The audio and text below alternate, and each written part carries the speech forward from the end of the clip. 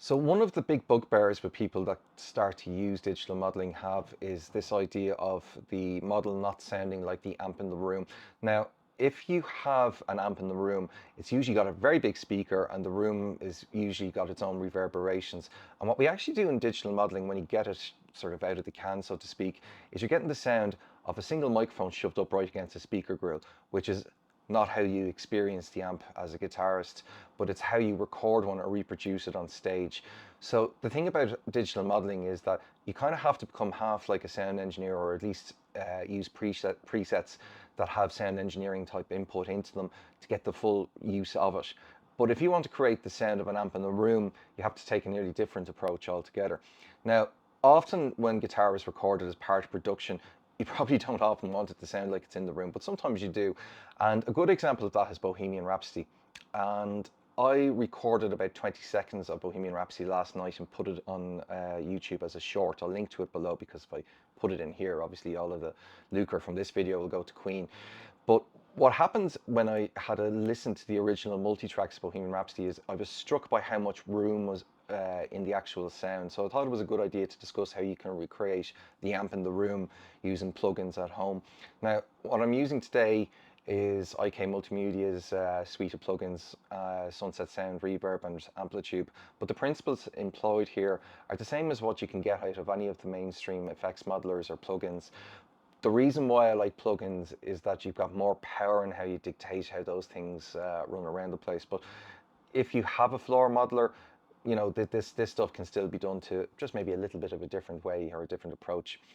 Interestingly enough, when I posted up my videos about the Fender Tone Master Pro, I was inundated with people going, "Oh, this is the most realistic sound yet, and it sounds fantastic."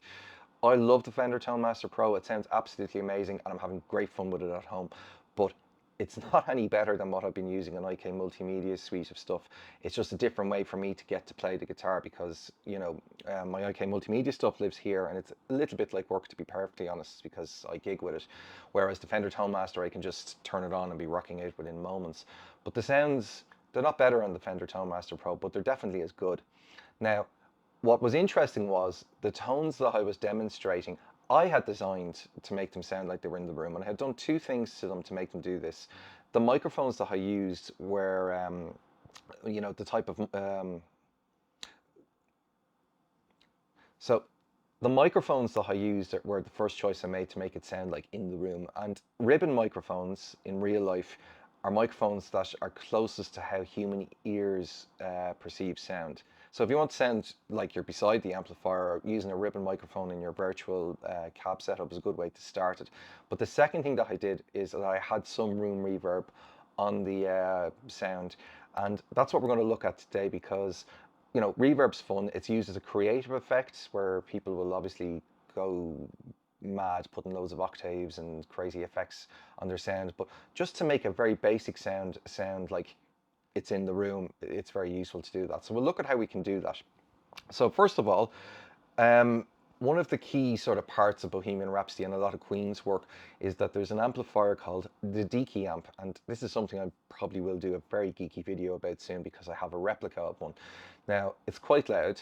This is an apartment in a fairly densely populated city, so I wouldn't be too popular if I used it. So I've put it into ToneX, and I've got a couple of really good captures out of it. Now, I'll come at this again with a studio project maybe soon and how I can share that. But the thing about the Deacy is it is a ludicrous amp. It is a hi-fi speaker made with a Rhodesian radio built inside it. And it's not like a normal guitar amp because it's full range. So in other words, when you have a normal guitar amp, the speaker cuts a lot of frequencies out of the guitar because frankly they sound rather horrid when they're boosted up. So your speaker on your normal guitar amp, it's like an EQ curve and a compressor built into one. So it just, you know, is a big part of the sound. But with the Deacy amp, the speaker is a hi-fi speaker, so everything from the guitar that goes into it comes back out of it. Which actually works because it also really gates down rather heavily on the guitar as a compressor. So it's a very unique sound. So I modeled it, and this is not the actual Deacy, but the model sounds very much like it. And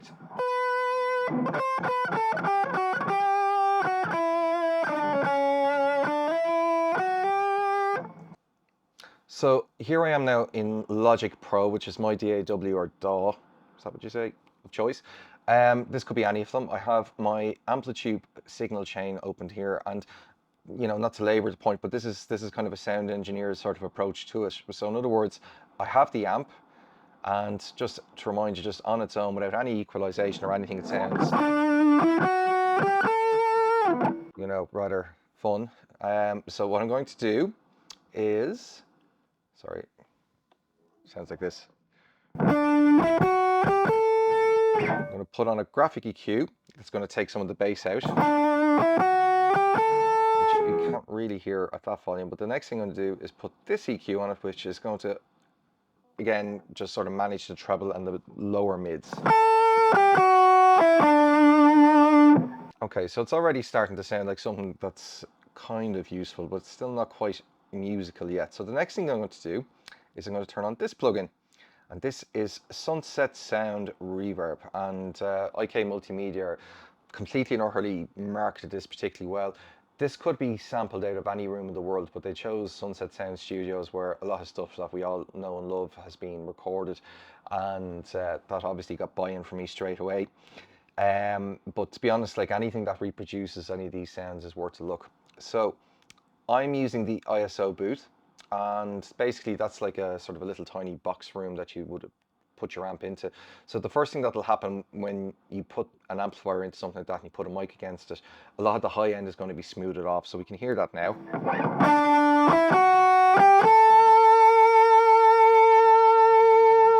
So we're getting a bit more of a musical sound. So without it, and you can hear that. Instantly the high end has become more manageable, and when you layer these things on top of each other, it makes it a lot easier on the ear. Now the next thing that I'm doing is a bus send, and what that is if you have a couple of instruments and you want to make them sound like they're in the same space, so you want the drums and the piano and the guitar sound like in the same room.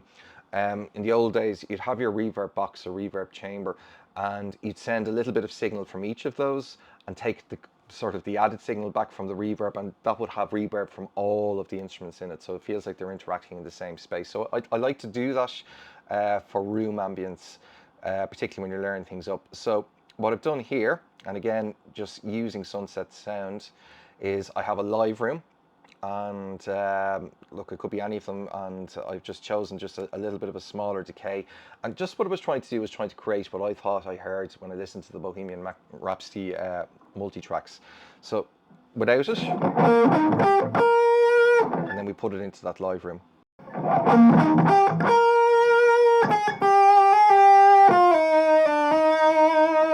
Now, it's not always desirable to do that, of course, but for this particular song it was a big part of it. Okay, so a little bit of Bohemian Rhapsody to test our work.